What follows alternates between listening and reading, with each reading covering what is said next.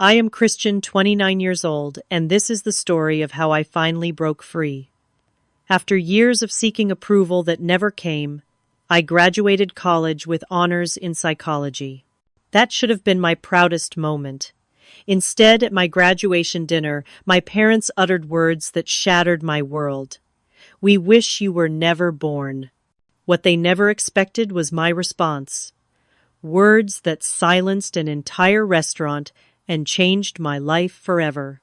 If you have ever felt unappreciated by those who should love you most, this story might resonate with you. Before I continue, let me know where you are watching from in the comments, and hit that like and subscribe button if you have ever had to stand up for yourself against family. Growing up in Brookline, an affluent suburb of Boston, my childhood looked perfect from the outside. Our colonial-style house, with its manicured lawn, and my parents Harold and Elizabeth Johnson, were the picture of upper-middle-class success. My father was a corporate attorney at a prestigious firm downtown, and my mother was heavily involved in local charity organizations, not out of compassion, but for the social standing it provided. From my earliest memories, nothing I did was ever quite good enough. When I brought home an A- in third grade, my father looked at the paper with such disappointment you would have thought I had failed entirely. The Robinson girl got straight, as he said, sliding the paper back across the kitchen counter.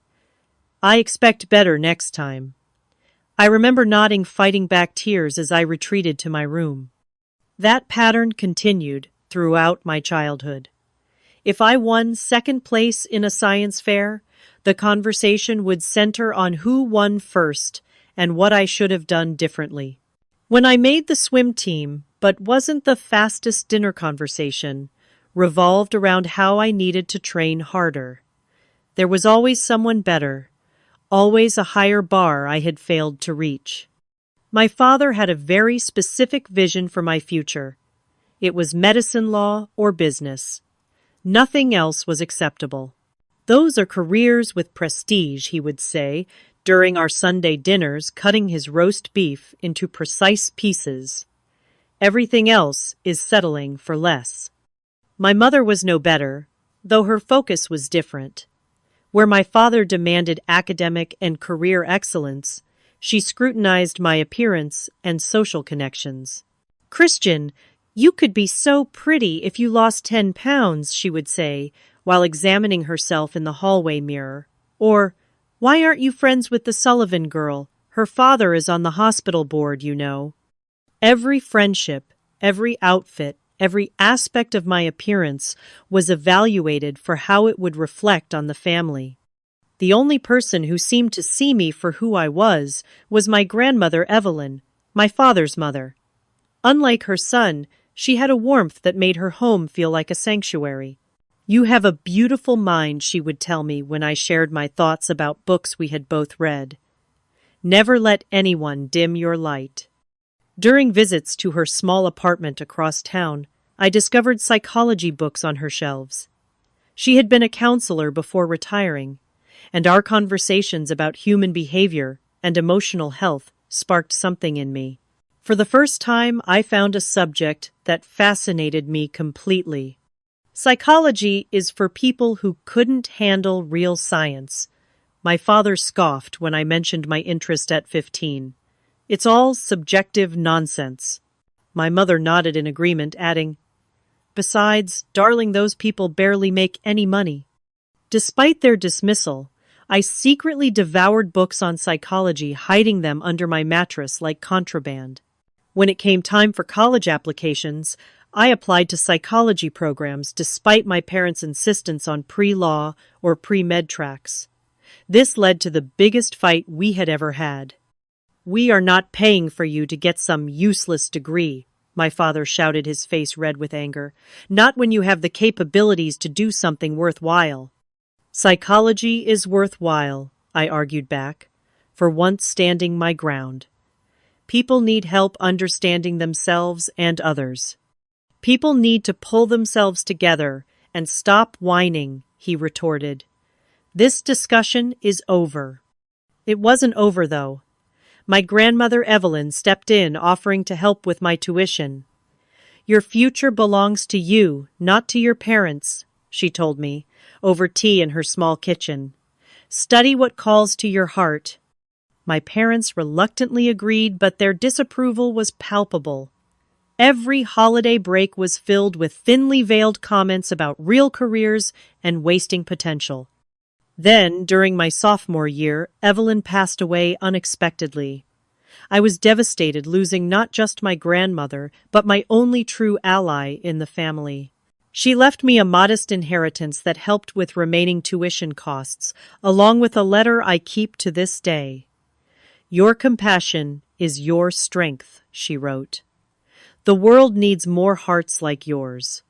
After her funeral, my parents seemed to double down on their criticism. Without Evelyn to buffer their disapproval, I felt more alone than ever. I threw myself into my studies, determined to graduate with honors, hoping that academic excellence might finally win their approval. All the while, anxiety gnawed at me. I started having panic attacks before family visits, my stomach knotting with dread at the inevitable criticism that awaited. By senior year, I had developed coping mechanisms. Deep breathing, positive self-talk, seeking support from the few friends who understood. But the deep-seated need for parental approval never quite went away. Despite everything, some childish part of me still hoped that one day they would see me, really see me, and be proud of who I had become. My college experience at Northeastern University was transformative, despite the shadow my parents cast over it. For the first time, I found myself surrounded by people who valued ideas and conversation without constant judgment. My roommate Jennifer was studying journalism and had a refreshing directness I admired immediately. "Your parents sound like nightmares," she said bluntly, after hearing about one particularly unpleasant holiday visit. "You know that is not normal, right?" Then there was Kyle from my research methods class, whose quick humor and genuine interest in psychology matched my own. He had grown up in foster care and had a perspective on family that challenged my ingrained beliefs. "Family is who treats you like you matter," he told me once, over coffee. "Sometimes that is not the people who share your DNA." Their friendship created a safe space where I could be authentic without fear of criticism. Slowly, I started to discover who I was outside of my parents' expectations. I joined the Psychology Honor Society, volunteered at a crisis text line, and found myself drawn specifically to developmental psychology, the study of how people grow and change throughout their lives. In my junior year, I caught the attention of Dr. Rosenberg, a well-respected professor in the field.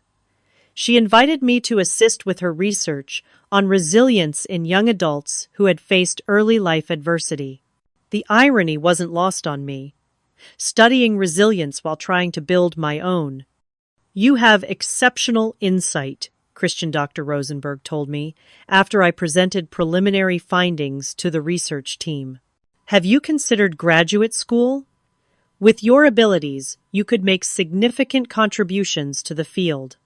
Her validation was like water in a desert. I worked harder than ever, staying late in the lab, refining research protocols, and helping to prepare presentations for conferences. When she suggested I apply for a position at the Bowman Institute for Human Development in Seattle, I was both terrified and exhilarated. The institute was nationally recognized, and such a position would be a tremendous start to my career. "They're very interested in you," Dr. Rosenberg said when she called me into her office one snowy February afternoon. "Your application was impressive, and my recommendation couldn't have been stronger. They want you to start in August after graduation." I sat in stunned silence, clutching the official offer letter. A real job at a prestigious research institute doing work I was passionate about. This was validation that my chosen path had value, despite what my parents had always claimed. As graduation approached, I threw myself into final exams and completing my thesis on emotional regulation strategies. The work was demanding but fulfilling.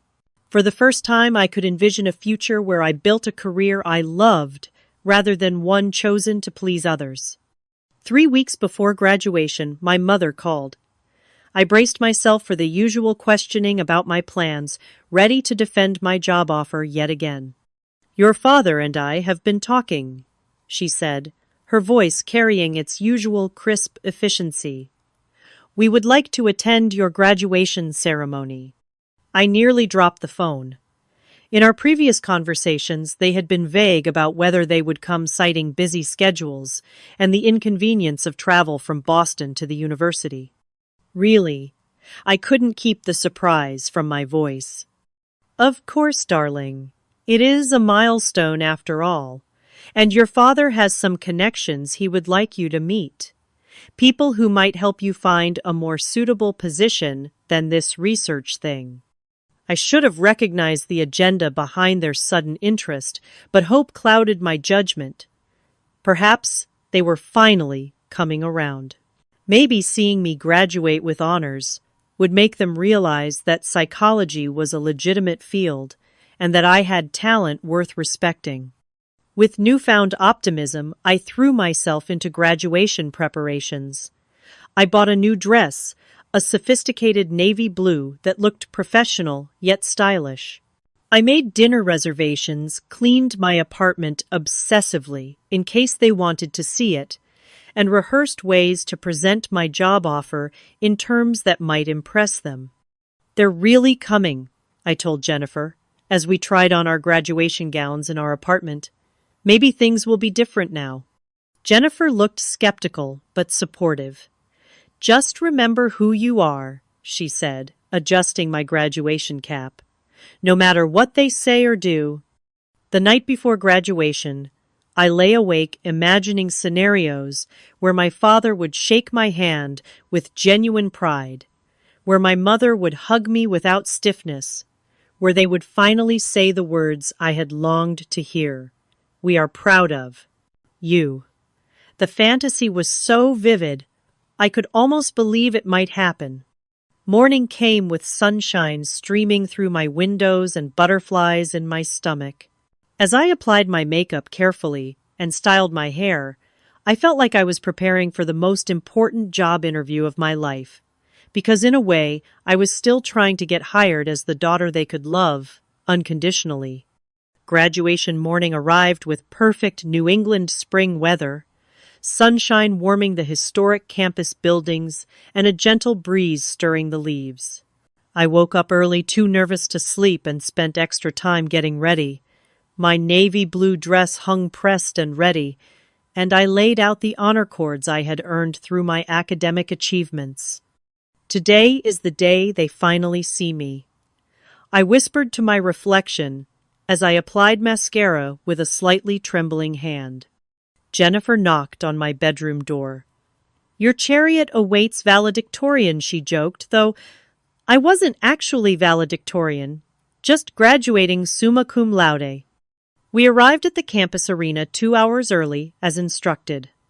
The place was already buzzing with excited graduates, adjusting caps and taking photos. I texted my parents to let them know where they could find seats with a good view. "We're already here," came my mother's reply. "Your father wanted to make sure we got proper seating." I spotted them in the family waiting area. My father in an expensive charcoal suit that screamed corporate success. My mother in a cream-colored dress and jacket, her pearl necklace catching the light. They looked like they were attending a business function rather than their daughter's graduation. "You made it," I said, approaching, with a hopeful smile. "Traffic was lighter than expected," my father replied, checking his watch. "The ceremony starts at 10, correct? I have calls scheduled for later this afternoon." "No hug? No, you look beautiful, or we're proud of you. Just a concern about his schedule." "Yes, 10 o'clock, I confirmed, my smile faltering slightly. "It should last about 2 hours." 2 hours for everyone to walk across a stage, my mother sighed. They could simply mail the diplomas and save everyone the time. I swallowed my disappointment. I should go line up with my department. I'll see you afterward by the psychology building for photos. They nodded, and I walked away, reminding myself that the day was still young. There was still time for things to change. The ceremony itself was a blur of emotions. Sitting among my fellow psychology graduates, I felt a surge of pride when our department was called and we stood together. Walking across that stage, hearing my name announced with summa cum laude, following it gripping my diploma case, these moments felt monumental. I scanned the audience as I crossed the stage, spotting my parents in the 10th row. For a brief moment, I thought I saw a flicker of pride on my father's face as he raised his hand in a small wave, but it disappeared so quickly I might have imagined it. After the ceremony, amid the chaos of thousands of graduates and families, I found my parents waiting by the psychology building as planned. My mother immediately reached to adjust my cap, which had slightly shifted. "Stand straight, Christian," she instructed, as my father positioned his expensive camera. "No one wants photos of poor posture." We took the obligatory shots. Me holding my diploma, me with each parent individually, one family photo that a passing student captured for us. Throughout it, all their compliments were surface level at best. "The ceremony was well organized," my father remarked. "Your hair looks nice pulled back like that," my mother added. "Not congratulations or we're proud of you, just comments on logistics and appearance." As we walked toward the parking area, my father surprised me by saying, "We thought we might take you to dinner to celebrate. There's a French place downtown, Le Chateau. I hear the food is excellent." Le Chateau was one of the most expensive restaurants in the city, the kind of place my parents would normally reserve for business dinners or anniversary celebrations.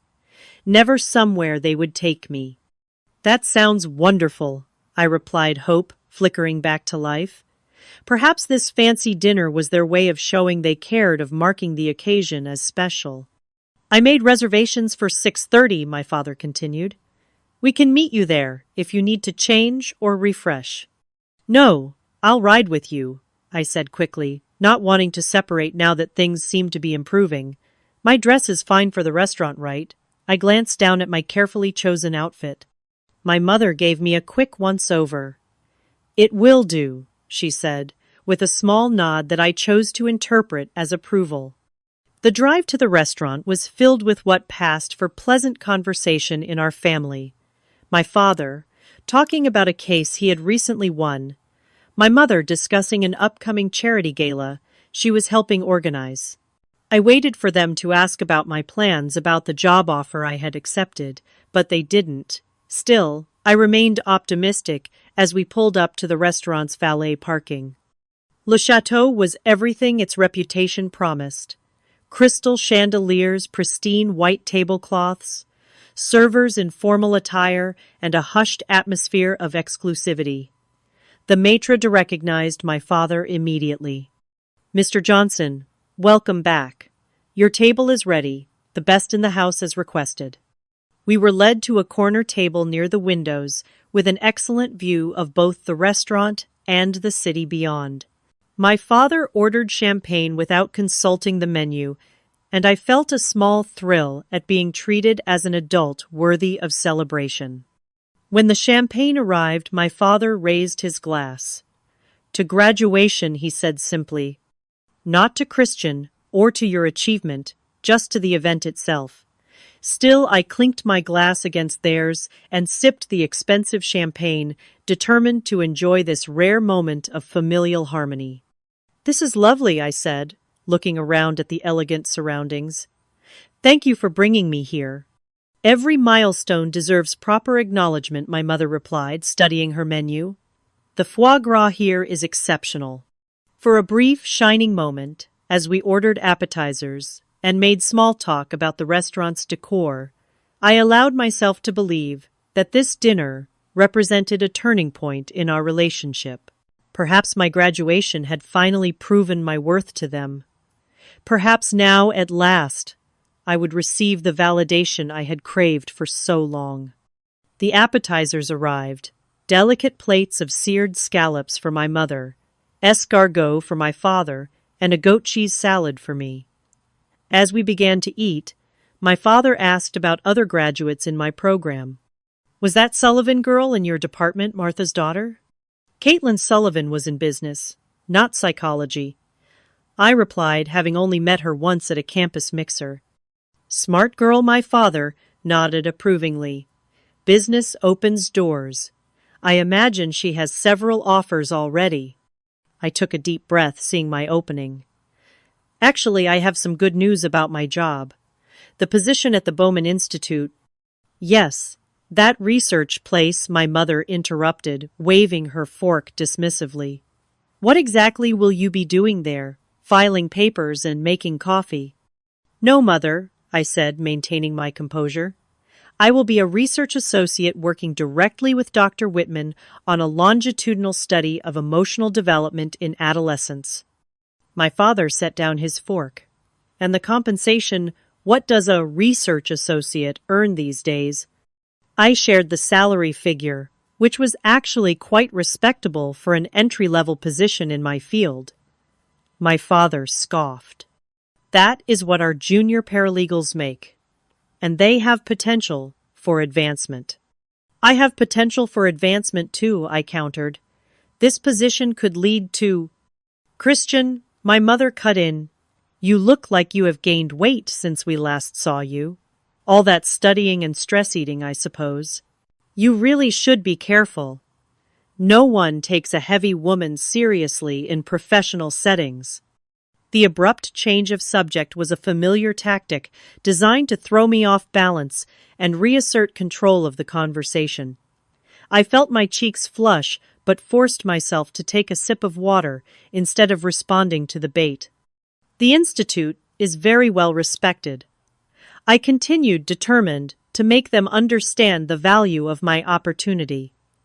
"Their research has influenced educational policy across the country." "Policy?" my father repeated with a slight sneer. "Politics and paperwork. You could have been a surgeon, Christian, or a corporate attorney. You had the test scores, the intelligence. Instead, you will spend your days asking people about their feelings."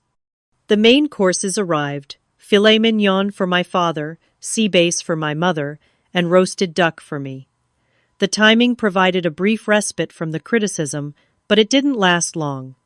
"We ran into the gardeners last week," my mother said, as she delicately cut her fish. "Their son just finished his first year at Harvard Medical, top of his class." "Good for him," I replied, trying to keep my tone neutral. "He was in your advanced placement classes in high school, wasn't he?" my father asked, though he knew perfectly well that he was. Same opportunities, but he chose to apply himself to something substantial. Each word felt like a small cut. I had graduated with honors, secured a position at a respected institution, and was about to begin a career I was passionate about. Yet in their eyes, I had failed because I hadn't chosen the path they wanted. "Psychology is substantial," I said, fighting to keep my voice steady.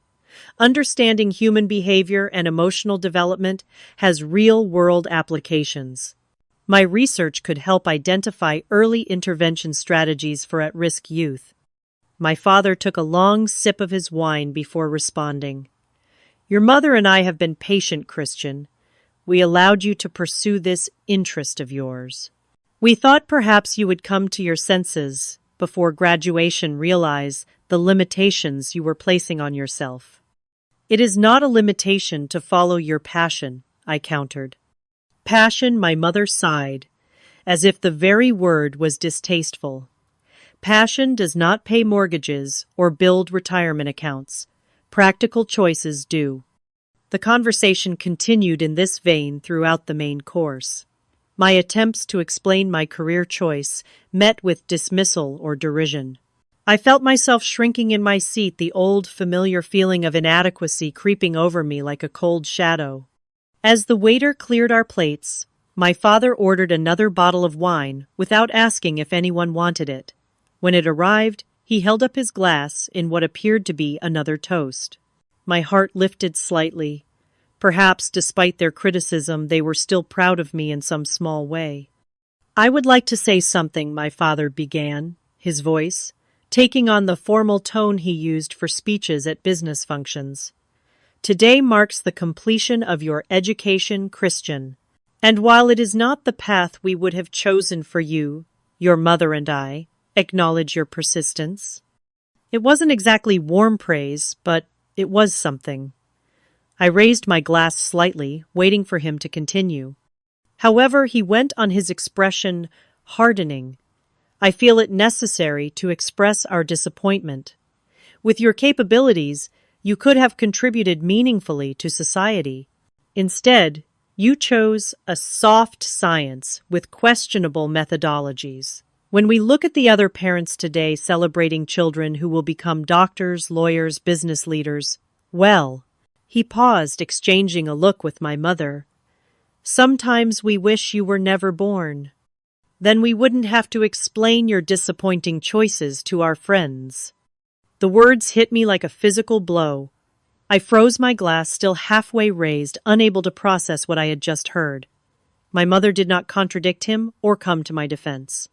Instead, she nodded slightly, as if what he had said was perfectly reasonable. The restaurant around us seemed to go silent, though I'm sure that was just my perception as shock washed over me. A waiter who had been approaching our table with dessert menus stopped abruptly, clearly having overheard, and awkwardly retreated. Diners at nearby tables glanced over, then quickly away, embarrassed to have witnessed such a moment. I couldn't breathe. The room seemed to spin slightly, and I gripped the edge of the table to steady myself. 22 years of criticism and emotional neglect had culminated in this statement. A clear, unambiguous declaration that my existence was a disappointment to them. In that moment, something inside me that had been bending for years finally broke. But instead of collapsing, I felt a strange clarity emerging through the pain. These people would never see me. They would never value me. And I had spent far too long trying to earn love that should have been freely given. The silence at our table stretched like an eternity. My father took a casual sip of his wine, as if he hadn't just said something devastating. My mother adjusted her napkin, avoiding eye contact. Around us, the restaurant had resumed its normal hum of conversation, but several nearby diners were still casting concerned glances our way. I set my glass down with a controlled motion, feeling strangely calm, despite the earthquake happening inside me. My hands, which should have been shaking, were steady. With deliberate movements, I placed my napkin beside my plate and slowly stood up. Both my parents looked up, my father with irritation, my mother with confusion. "Christian, we have not finished dinner," she said, as if that were the issue at hand. I looked at them both, these two people who had brought me into the world but never truly seen me. When I spoke, my voice was clear and unwavering, surprising even myself. "If that is what you wish, then consider me as if I never existed. Live your lives as though there was never a daughter named Christian." The entire restaurant went silent. A waiter dropped a spoon somewhere in the background, the clatter almost comically loud in the hushed atmosphere. "From this moment forward," I continued, "you no longer have to explain me or my choices to anyone. You no longer have to feel disappointed by my existence. I release you from the burden of having a daughter who dared to follow her own path instead of living the life you prescribed." My father's face flushed dark red. "Christian, you are making a scene. Sit down immediately." "No," I said simply. "I will not sit down. Not today, not ever again. For 22 years I have tried to earn your approval, your love. I see now That was never possible. Not because I failed, but because you were incapable of giving it. I picked up my small clutch purse from beside my chair. Thank you for dinner and for the clarity. I finally understand that I will never be enough for you. But here is what you fail to see. I am more than enough for myself. With that, I turned and walked through the silent restaurant, my head high despite the tears threatening to spill. I could feel every eye on me, but for once I didn't care what anyone thought. Not the other diners, not the staff, and especially not my parents. It wasn't until I reached my car in the parking lot that the composure cracked. My hands shook so badly I couldn't get the key into the ignition. The tears came then, in heaving sobs that bent me over the steering wheel. All the years of seeking validation, of trying to be perfect, of hoping that someday I would be enough. It all poured out of me in that parking lot. After what seemed like hours, but was probably only 15 minutes, I managed to calm myself enough to drive. Without conscious thought, I headed straight to Jennifer's apartment. She opened the door, took one look at my tear-stained face, and pulled me into a tight hug without saying a word. They said they wish I had never been born, I whispered against her shoulder. Then they do not deserve you, she replied firmly, guiding me to her couch. Not one bit of you. I collapsed onto her sofa as she went to make tea, the weight of what had happened finally hitting me fully. My phone started buzzing in my purse. Texts and calls from my parents. I pulled it out to silence it, and saw the messages already coming through. You are overreacting. This display was childish and embarrassing. Call us immediately so we can discuss your behavior. Not one apology, not one acknowledgement of the cruelty of their words. Just blame and demands for compliance as always. Jennifer returned with mugs of tea and took the phone from my hand, reading the messages with growing anger. Unbelievable, she muttered, setting the phone face down on the coffee table. You are not calling them back tonight. She called Kyle, who arrived 20 minutes later, with ice cream, and a fierce protectiveness that made me cry all over again, but this time from gratitude. These two people who had no obligation to me by blood or law showed more care in one evening than my parents had in my entire life. We stayed up late talking through what had happened and what might come next. Neither of them tried to minimize my pain or offer platitudes about family always working things out. Instead, they validated my feelings and supported my right to protect myself from further harm. You can stay here as long as you need, Jennifer offered. My couch is your couch. I finally fell asleep. Around 3 a.m, emotionally exhausted, but with a strange sense of peace beneath the pain. For the first time in my life, I had stood up for myself completely, without apology or compromise. When I woke the next morning, sunlight was streaming through Jennifer's living room windows, and my phone showed 37 missed calls and messages. I scrolled through them briefly, my parents alternating between demands that I apologize for making a scene and attempts at guilt that grew increasingly desperate as the night had worn on. Reading their words with morning clarity, I saw something I had never fully recognized before they had no power over me anymore. I was an adult with a degree, a job offer, and the ability to make my own choices. The only hold they had was emotional, and I could choose to break that hold. Sitting there on Jennifer's couch, still in my Navy graduation dress from the day before I made a decision that would change the course of my life, I would take the job in Seattle, move across the country, and truly live as if I had no parents, not out of spite or revenge, but as an act of self-preservation and growth. I need to disappear from their lives, I told Jennifer when she emerged from her bedroom. Completely. It is the only way I will ever be free. She nodded understanding without needing further explanation. Then, that is what we will help you do. The next week, passed in a whirlwind of activity. I formally accepted the position at the Bowman Institute, giving them my start date of August 1st, just 6 weeks away. Jennifer and Kyle helped me create a strategic exit plan that would minimize any contact with my parents. First, I changed my phone number, giving the new one only to trusted friends and professional contacts.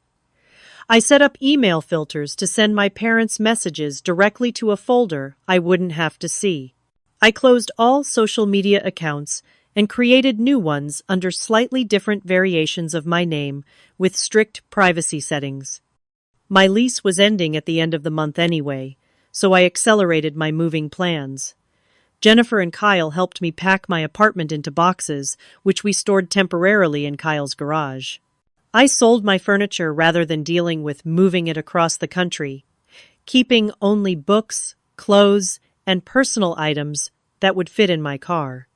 "Are you sure about driving all that way alone?" Jennifer asked as we taped up another box. "I need the time to think," I explained. 3,000 miles of open road and new beginnings. The hardest part was dealing with the remaining financial connections. I had a joint bank account that had been established when I was a teenager. I opened a new account at a different bank and transferred my portion of the funds. I wrote a check, returning every penny my parents had contributed to my education since my grandmother's passing, with a brief note: "This clears any financial obligation between us." Through it all, my parents continued their attempts to contact me, first with anger, then with fake concern about my mental state, then with threats to file a missing person report, despite knowing exactly where I was. Their messages revealed their true worry, not my well-being, but how my disappearance would look to others in their social circle. "Your father had to make excuses at the club yesterday," my mother wrote in one email that made it past my filters. "People are asking questions. This behavior reflects poorly on all of us." I did not respond. Instead, I focused on preparing for my new life in Seattle. I researched neighborhoods, looking for an affordable apartment in a safe area. I studied the transit system and local amenities. I read everything I could about the Bowman Institute and the specific research projects I would be joining. Exactly 1 week after graduation, Jennifer, Kyle, and I loaded my Honda Civic with my essential belongings. The trunk and back seat were packed with carefully labeled boxes, leaving just enough room for a small, overnight bag on the passenger seat. "Here is an emergency credit card," Jennifer said, pressing a card into my hand. "Kyle and I got it for you, just in case." "And this is from both of us," Kyle added, handing me a sealed envelope. "Do not open it until you reach Seattle." I hugged them both, fighting tears. "I cannot thank you enough." "Just build a good life," Jennifer said. "That is all the thanks we need." The drive across the country became a kind of therapy. Each mile put physical distance between me and my past. I stayed in modest motels, ate at local diners, and watched the landscape change from the familiar Northeast to the wide-open plains of the Midwest, through the mountains, and finally to the lush greenery of the Pacific Northwest. Along the way, I had a lot of time to think about family, what it should be versus what mine had been, about my future, what I wanted versus what had been expected of me, about healing, how to move forward without carrying the weight of rejection with me. Seattle welcomed me with misty rain and spectacular views of mountains and water. My first apartment was a small studio in the Capitol Hill neighborhood. Nothing fancy, but all mine, with no expectations attached to the walls. I filled it with secondhand furniture, bright throw pillows, and bookshelves that I stocked with psychology texts and novels my parents would have dismissed as frivolous. On my first official day at the Bowman Institute, I opened the envelope from Jennifer and Kyle. Inside was a card that read, "Family is who loves you for exactly who you are. We are your family now and always." Along with it was a delicate silver necklace with a small pendant shaped like a phoenix, the mythical bird that rises from ashes to begin anew. I wore that necklace on my first day, drawing strength from it as I navigated the complex halls of the Institute. Dr. Whitman, my supervisor, was a brilliant woman in her 50s, with a no-nonsense attitude and unexpectedly kind eyes. "Christian Johnson," she said, reviewing my file. "Summa cum laude. Excellent recommendations from Dr. Rosenberg. I have high expectations for you." "I will not disappoint you," I promised, and meant it. The work was challenging and fulfilling. I helped design research protocols, conducted interviews with study participants, analyzed data, and contributed to papers that would eventually be published in respected journals. For the first time in my life, my intelligence and work ethic were appreciated rather than taken for granted. Outside of work, I slowly built a new social circle. My neighbor Sophia, a graphic designer with a contagious laugh, invited me to a book club. There I met Marcus, a high school English teacher with thoughtful eyes and a quiet confidence I found intriguing. Neither of them knew anything about my past, and I found it liberating to be known only as the person I was becoming, not the daughter who had never been enough. 6 months passed without any contact with my parents. They had eventually stopped calling my old number and sending emails when they received no response. Through a mutual family friend, I heard they were telling people I had had some kind of breakdown after graduation and needed time to sort myself out. The same friend reported that they seemed more concerned with managing appearances than with my actual well-being. I began seeing a therapist, Dr. Landon, who specialized in family trauma. Our weekly sessions were often painful but clarifying. "What your parents said to you was emotional abuse," she stated plainly in one session. "And from what you have described, it was part of a lifelong pattern." "I still feel guilty sometimes," I admitted, "for cutting them off completely." "Guilt is common in children of emotionally unavailable parents," she explained. "You were conditioned to believe that their happiness and comfort were your responsibility, but they were the parents. Your well-being should have been their priority, not the other way around." Working with Dr. Landon, I began to understand how deeply my parents' treatment had affected me. My perfectionism, my anxiety, my tendency to apologize for taking up space. Recognizing these patterns was the first step toward changing them. The first holiday season away from my family brought unexpected challenges. Thanksgiving and Christmas had never been particularly warm in our household, but they were familiar traditions nonetheless. Now, I faced them alone, 3,000 miles from anyone I had known longer than a few months. Sophia noticed my mood dipping as November arrived. "First holidays are the hardest," she said, though I hadn't told her my situation. "Come to my family's Thanksgiving. My mom always cooks for an army, and we have a strict no-questions policy for strays." I accepted gratefully and found myself at a chaotic, loving family gathering that bore no resemblance to the formal, tense holiday meals of my childhood. Sophia's parents argued good-naturedly about the proper way to carve a turkey. Her brothers told embarrassing stories about each other. Her grandmother insisted on second helpings for everyone.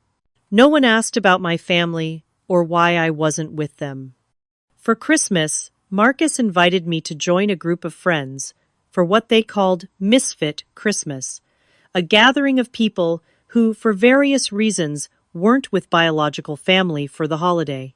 We exchanged inexpensive but thoughtful gifts, played board games, and sang off-key carols. It wasn't perfect, but it was warm and genuine. Slowly, I was building new traditions and connections. My work at the Institute was going exceptionally well. I had received my first promotion after just 1 year, becoming a research coordinator with more responsibility and better pay. I had made friends who knew nothing of my past, but appreciated who I was in the present. 2 years after graduation, I stood on the balcony of my new apartment, a significant upgrade from my first studio, and looked out at the Seattle skyline.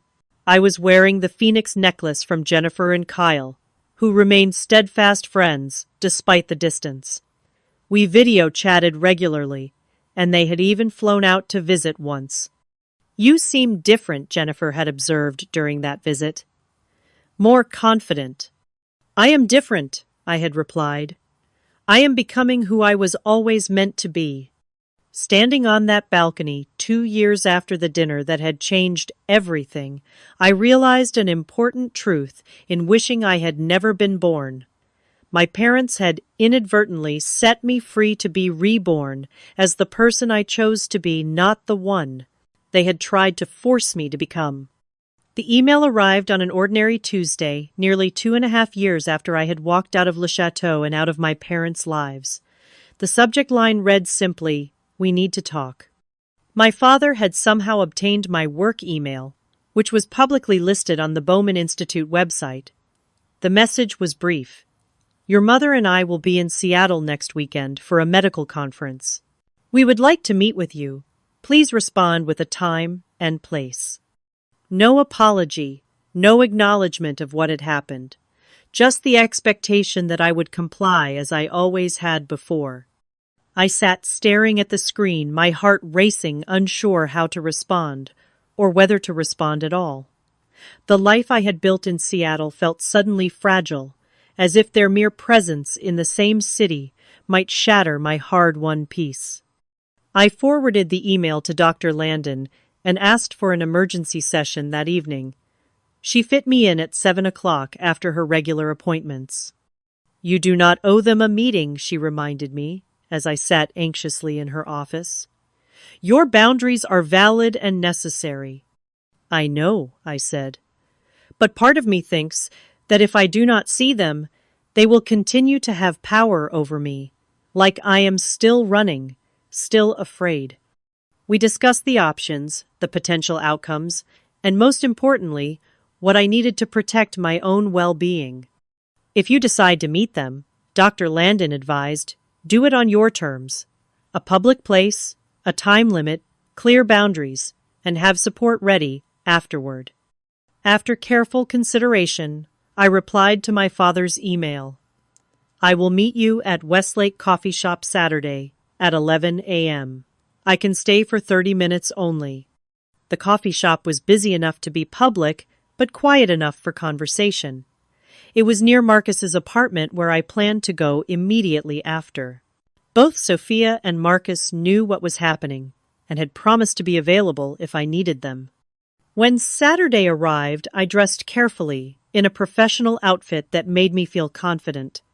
Charcoal gray slacks, a blue silk blouse, and the Phoenix necklace for courage. I arrived 15 minutes early to select a table in the corner where I could see the door. They entered precisely at 11, looking older than I remembered, but otherwise unchanged.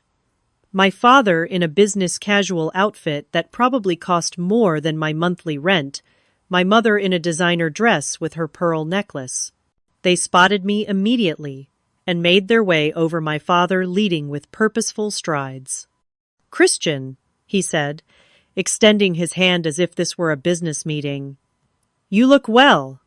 I shook his hand briefly, but did not rise for the hug my mother seemed to expect. "Please sit down," I said, gesturing to the chairs across from me. "Would you like coffee?" "We already ordered at the counter," my mother replied, her eyes scanning me critically. "You have lost weight." Of course that would be her first observation. "How did you find my work email?" I asked, skipping the small talk. "Your father has connections," she replied vaguely. "We have been trying to reach you for some time." "I was not hiding," I said. "I simply chose not to be in contact." An uncomfortable silence fell. My father cleared his throat. "Your behavior has been extremely distressing to your mother. The way you left that dinner, cutting off all contact, it was immature and hurtful." I felt a familiar anger rising, but kept my voice steady. Do you remember what you said to me at that dinner? He waved his hand dismissively. Everyone says things they do not mean in the heat of the moment. You told me you wished I had never been born, I stated plainly. That was not the heat of the moment. That was the culmination of a lifetime of criticism and conditional love. You are exaggerating, my mother interjected. We have always wanted what is best for you. No, I corrected her. You have always wanted what you think is best for yourselves. A daughter who reflects well on you, who makes choices you can brag about to your friends. Not a daughter who is authentic and happy.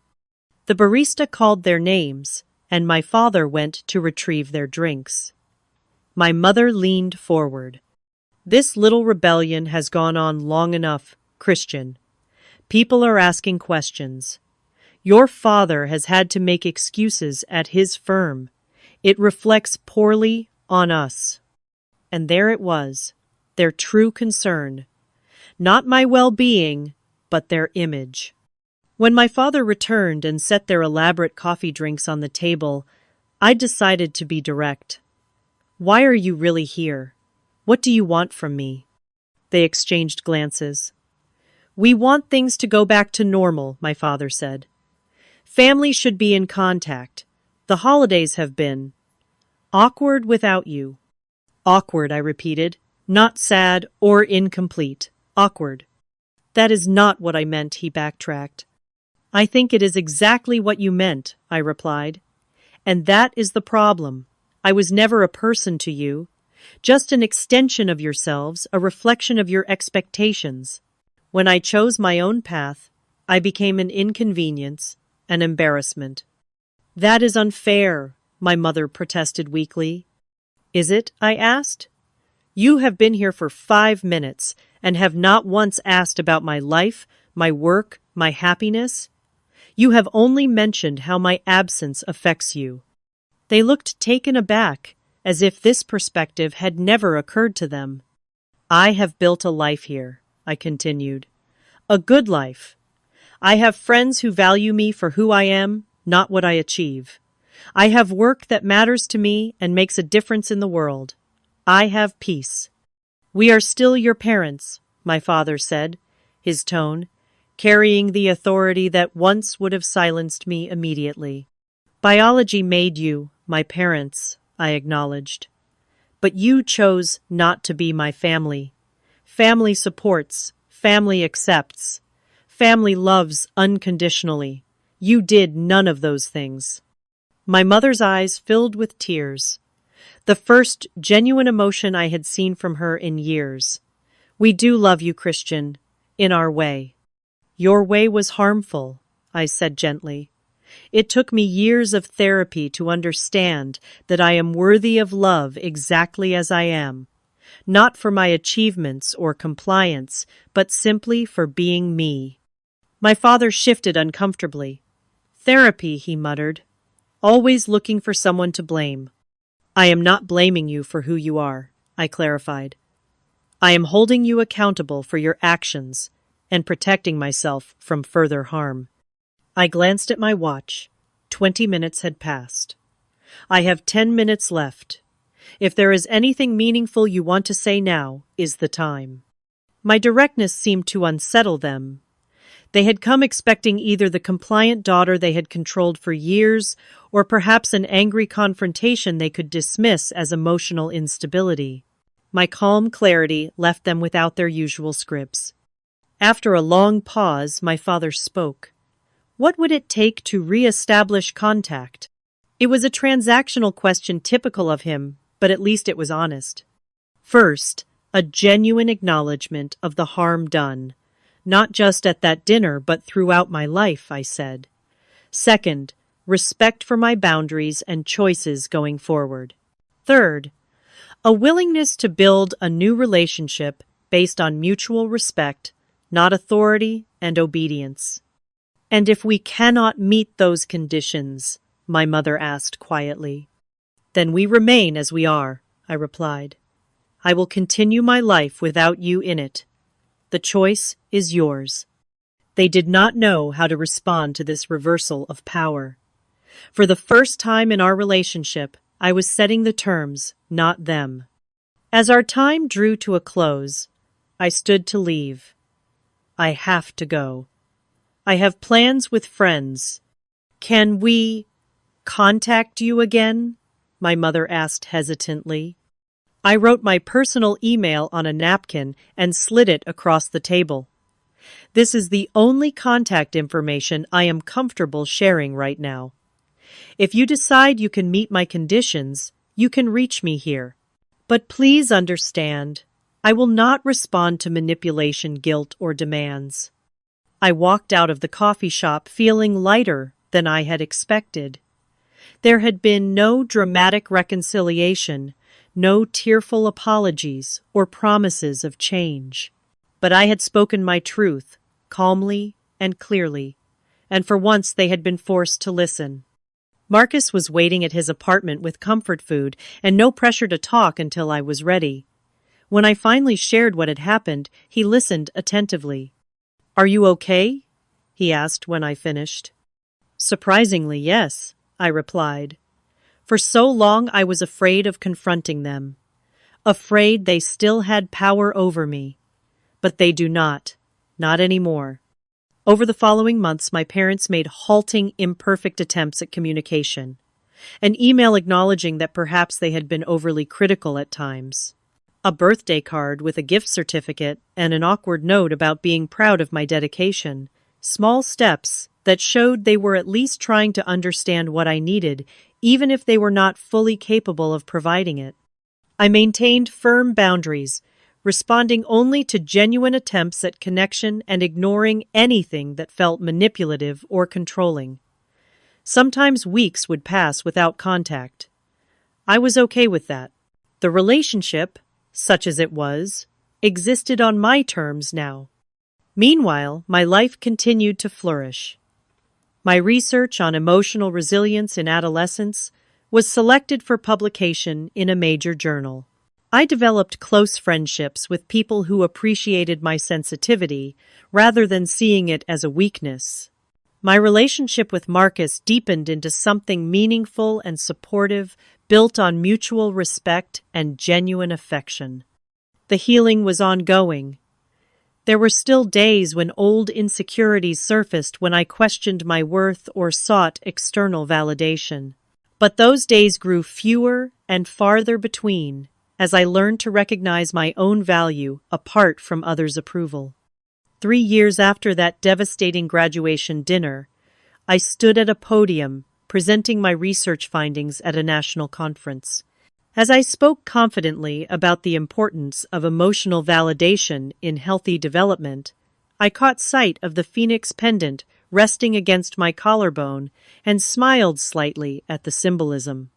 The journey from that restaurant to this podium had been long and often painful. But like the phoenix, I had emerged from the ashes of rejection stronger and more authentic than before. The words that were meant to destroy me, "We wish you were never born," had instead been the catalyst for my rebirth. What I learned through it all was something I now share with the young people in my research studies. Your worth is inherent, not earned. Your value does not depend on someone else's ability to see it. And sometimes, the family you choose matters more than the family you were born into. Have you ever had to create boundaries with family members who couldn't accept your choices? I would love to hear your stories in the comments. If this resonated with you, please hit that like button and subscribe to hear more stories about finding strength through difficult family dynamics. And if you know someone who might need to hear this message of hope and self-worth, please share this video with them. Thank you for listening to my story, and remember, you are worthy of love exactly as you are.